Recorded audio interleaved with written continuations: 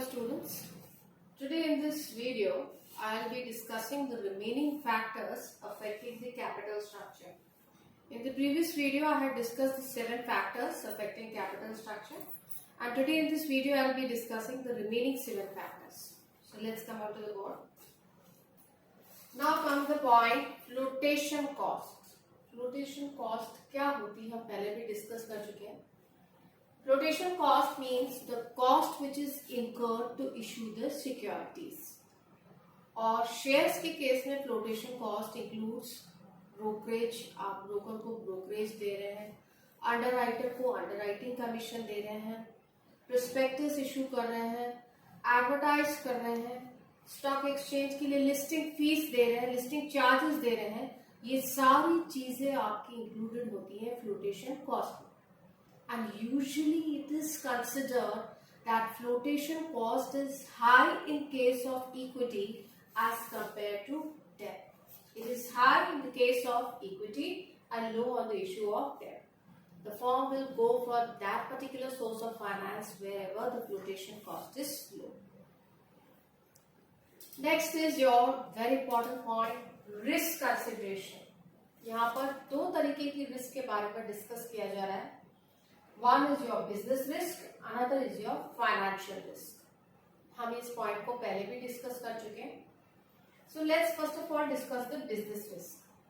Business risk is the risk which is related to the fixed operating expenses of the business. For example, आपको अपने employees को salary देनी है या आपने इंश्योरेंस करा रखा है तो उसके लिए आपको इंश्योरेंस प्रीमियम का पेमेंट करना है, and so on.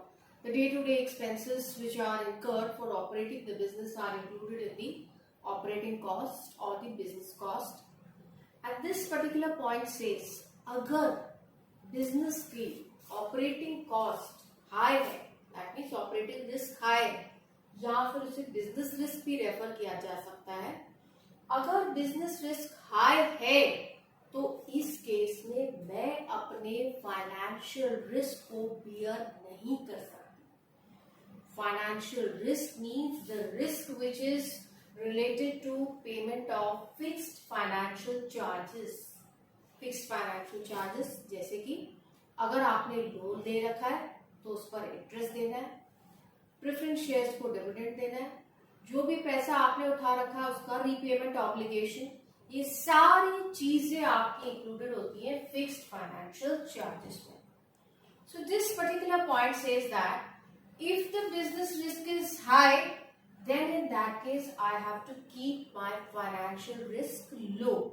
और financial risk low का मतलब है less dependency on debt and vice versa.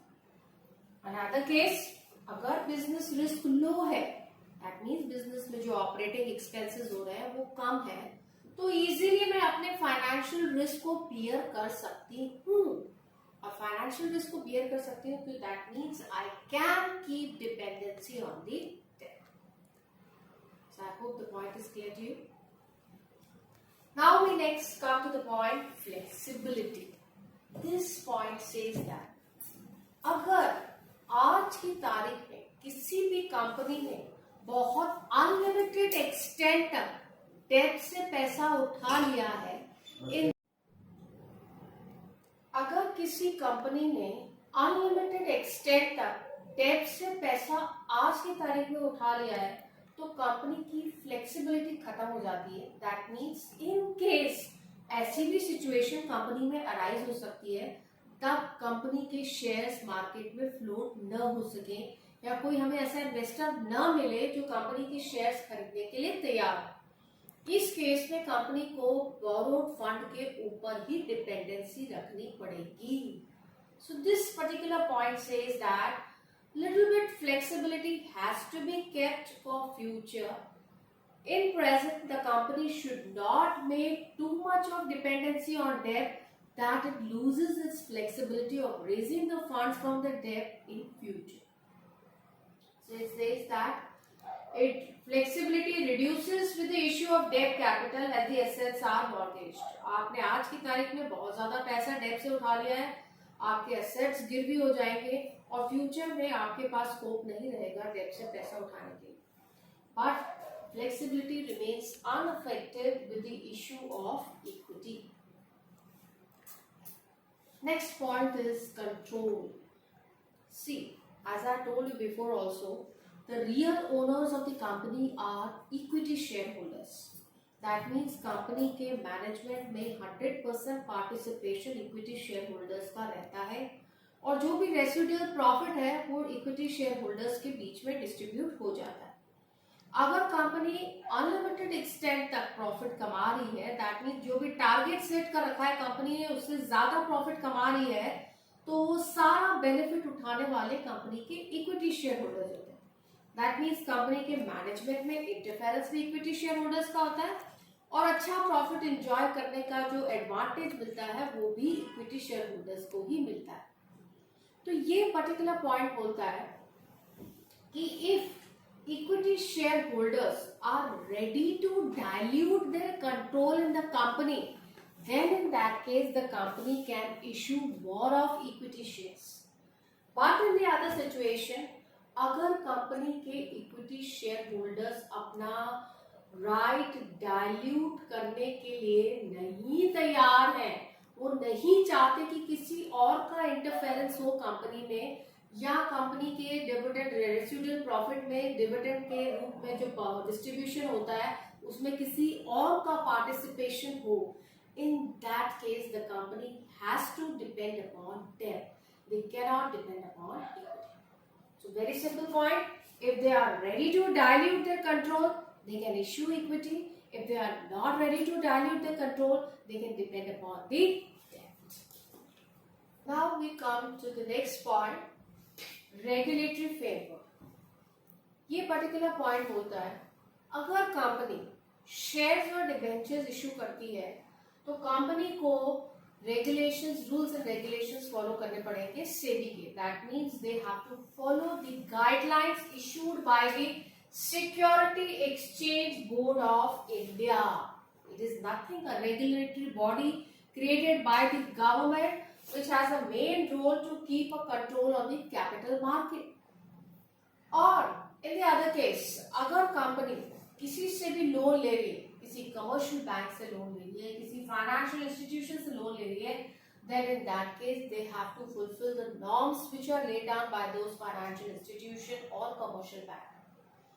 Whichever the company feels, whichever the regulatory framework is easy for the company to follow, the company should go for that particular source of finance. Company को लगता है कि हम सेबी की guidelines को easily follow कर सकते हैं तो वो इक्विटी पे डिपेंड कर सकती हैं, और लगता है कि अगर हमने बोरो किया है कहीं से पैसा और हम कमर्शियल बैंक या फाइनेंशियल इंस्टीट्यूशन की गाइडलाइंस को या उनके नॉर्म्स को इजीली फुलफिल कर सकते हैं, तो company can easily depend upon the date.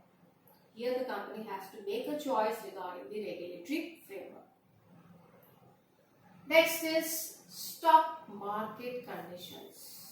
दो तरीके के फेजेस होते हैं, बुलिश फेज जब कंपनी के शेयर की प्राइस बढ़ जाती है, another is your bearish phase, that means company के शेयर प्राइस में बहुत ज्यादा डाउनफॉल हो रहा है, जिसको हम डिप्रेसिव पीरियड भी बोलते हैं.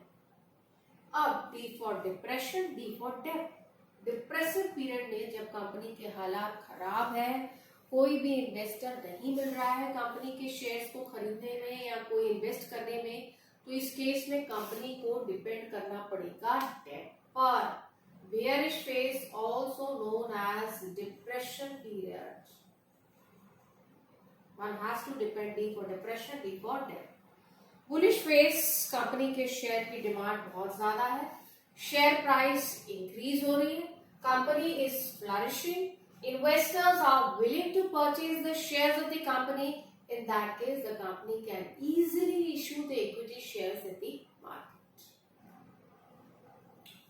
Next is your capital structure of the other company. This particular point says that none of the company should blindly follow the industrial norms.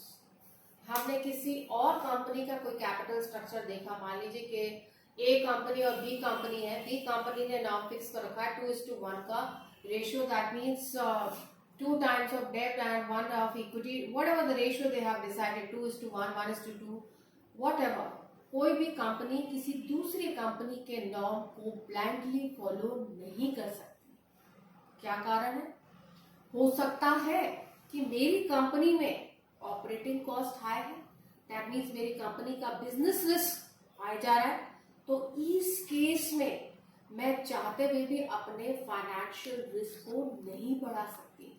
मुझे अपनी कंपनी की इंटरनल वर्किंग को देखते हुए डिसाइड करना है that what ratio I have to keep between debt and equity. This point says the company should not follow the industry norm blindly. That's all in this video. We have discussed the remaining 7 points. If you have any query related to any of the point, any confusion, you can put it in the comment section. Thank you.